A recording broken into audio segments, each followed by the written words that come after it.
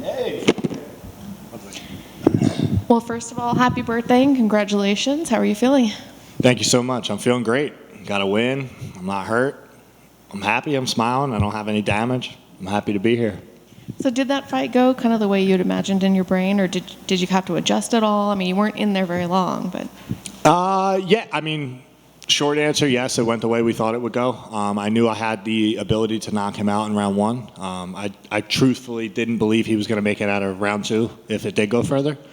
As far as the knockout finish itself, I think I had to go to him, which I expected him to come to me. And yeah, I mean, look, we were prepared. We were ready for everything. And that's the thing. Like, I'm good at adjusting. I can adjust. And that's what I did, you know. So went out there and kind of took what he gave me, realized he wanted to stay on the outside, which didn't make much sense to me. He was going to try and throw a couple kicks. He did throw a nice head kick. I mean, I blocked it, but it was good. So would you say that he didn't surprise you all that much going in there? You kind of feel like he acted the way you kind of expected, or were there some things in there that kind of surprised you? Yeah, no, I wouldn't say that he surprised me with anything. There wasn't that much film on him, but I could tell from the film that I did watch, which was, you know, a total of about a minute because there's not that much footage, that he kind of rotated his hands on each hook. So one hand would drop while the other one's thrown. So I was really banking on trying to exchange with him as he was leaping in. And yeah, no, I'm not surprised by anything. I'm very well prepared with my team and my coaching.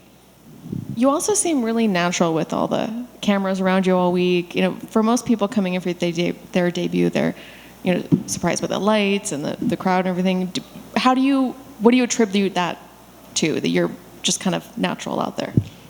I psych myself out to just really believe, like,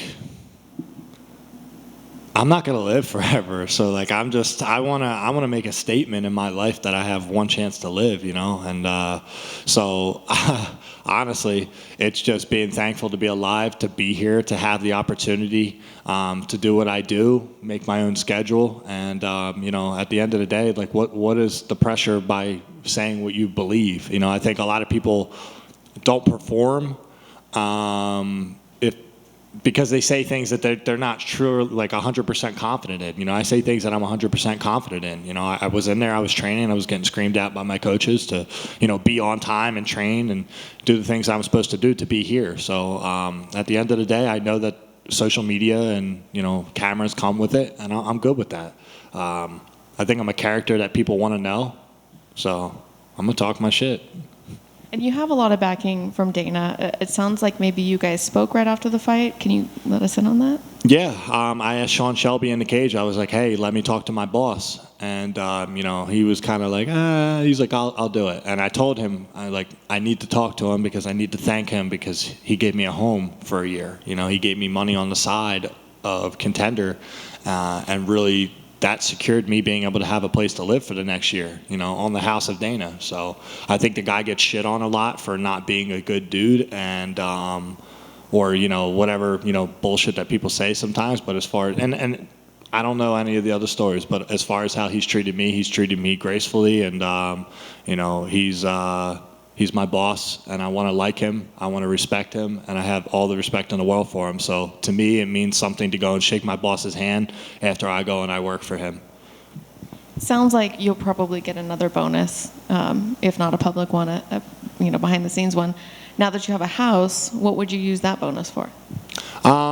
I'm going to go on vacation, but as far as the bonus, like I live in a condo, so I want to start saving some money to buy a house in the next year or so, and you know, really establish my life as a full-grown adult that's able to provide for himself and make a living, you know, because I think the dollar value is going down these days, and you know, starting out in the UFC, you're not making a ton of money, but you know, you go out there, you do things like that. I'm hoping that it rewards me in the way that I need it to, so I can take a little bit of time to heal my body and, you know, get a little bit better and enjoy life a little bit. I notice you keep looking at the fight, and I don't blame you. I'm curious what you're thinking. Do you have somebody you're rooting for, or? No, I don't have anybody I'm rooting for. I like both of these guys. I think Cheaty's really good. You know, they're super respectful. I got to talk to Cheaty a little bit. I like him, so I guess I would pull for him. But yeah, I mean, they're two big ass middleweights. I enjoy the fight. So, yeah, I'm still a fan. Like, I went out there and did my thing, but I love watching it. So I watch it every weekend, and I always have, even before I was in here. How quick do you want to get back in there?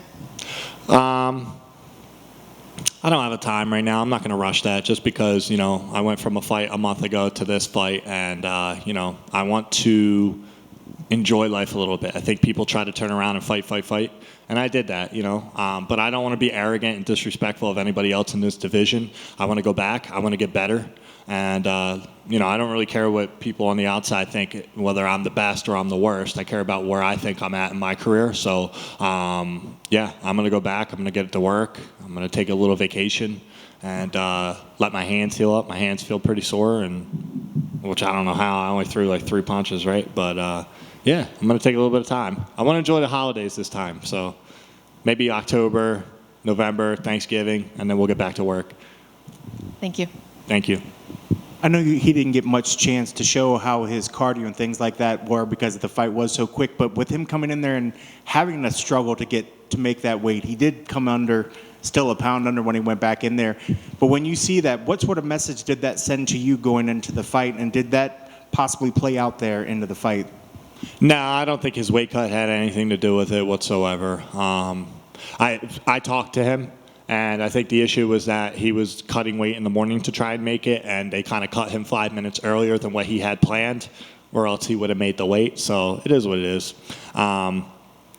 Ooh, GD. GD. Shit. That was a good finish. Yeah, no, I don't think the weight cut had anything to do with it. And at the end of the day, like, I had a weight cut, you know what I mean? It's not easy for me, so it is what it is. And I know earlier this week you said that, you weren't too caught up in the fact that there being cameras around and you stayed true to yourself. That being said, after this week is over and the cameras are gone, do you welcome that? And how do you stay extra motivated not having all these eyes looking at every moment that you're doing? Yeah, look, man, this is my job, you know what I mean? So if I'm out here and people want to follow me with cameras and they think my boring ass is interesting, I just got to be careful about what I say sometimes. But, I'm here for a good time, man. Like, why not? I love my team. My team's hilarious. Coach John's fucking hilarious. Not freaking, but he is hilarious, and I have a good time out here.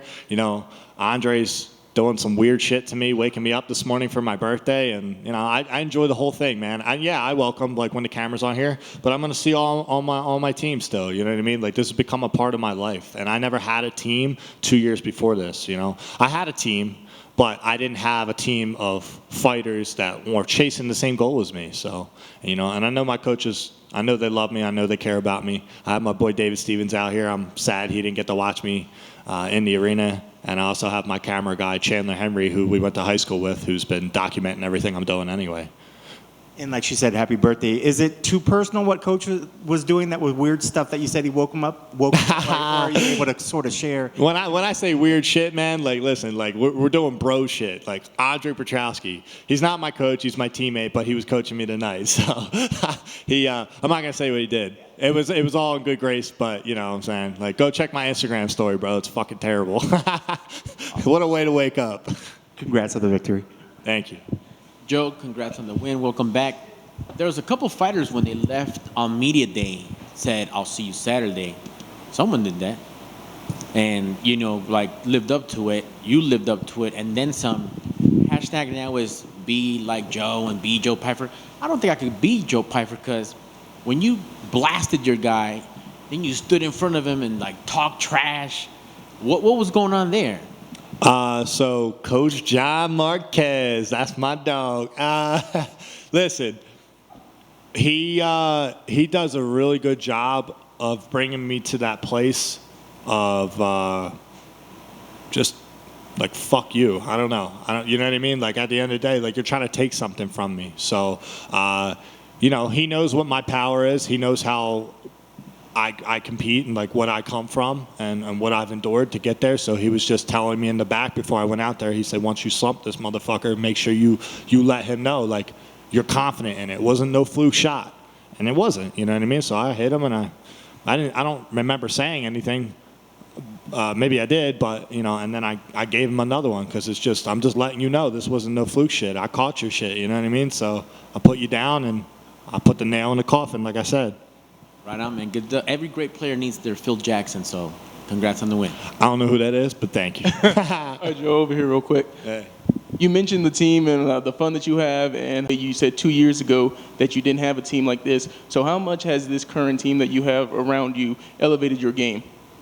1,000%. You know what I mean? Me and Andre Petrowski have trained for almost 10 years together, right? And he went over, when I broke my arm, he went over to join Daniel Gracie's. And, I had been contemplating going over there because my coach, Sam Morpeza, at the time, we weren't getting enough work together, but he gave me all the time he could. He helped mentor me and sponsorships and just guide me. That's why I'm so natural here right now, because I'm prepared for all this. But, I've got to keep a good friend in Andre, and he went over there. And then I've known Sean Brady since I was maybe 11, 12 years old. And we always were cordial. And then I went over there, and it was it was like a puzzle piece, man. I just plugged right in, and I was good. I got to talk to John, and we just clicked, man. You know what I mean? These are the homies. These aren't formal fucking people that are like, you can't say that. Like, I can't stand that shit. You know what I'm saying? So I'm in a gym, and we just talk our shit, bust each other's balls, and we work hard as shit. That's it. Coach John says it all the time. Hard fucking work. That's it. That's all we do. And I know you mentioned that maybe you want to take a vacation, but is there anybody else in this middleweight division that you're eyeing for that next fight? I would like to fight Deron Winn. I think that would be. He's a wrestler. He's got a couple fights in the UFC. I like fighting short guys, so you know what I mean? I don't want to call anybody out right now. I got to think about it for a little bit, but I would say Deron Winn if I was to call somebody out. So I don't know what he's got going on. All right, last one for me. I mean, you had some fun today waking up for the birthday. Any plans for tonight for the birthday celebration? Be around my team and the people I care about, man. That's it. I'm not drinking because last time me and Andre drank, I woke up in a fucking tub naked, so... And I got on plane drunk still, so no. But yeah, no, I'm just going to be around my coaches and, have a good time. And, got my team out here, so I'm going to go back and, my sponsors, Mike Hartman, H&H Excavating, Derek, SC Arms, that guy took care of me. I got Honeygrow as a sponsor. I got a bunch of sponsors and a bunch of people I need to thank. So just generally, thank you to all my sponsors. I wouldn't be here without them. And they are what really allows me to train full time. And don't forget the little guys when you people get up here. That goes for anybody in the UFC. Don't neglect the people that helped you get here. All right, that's all I got, man. Enjoy yourself. Thank you, brother.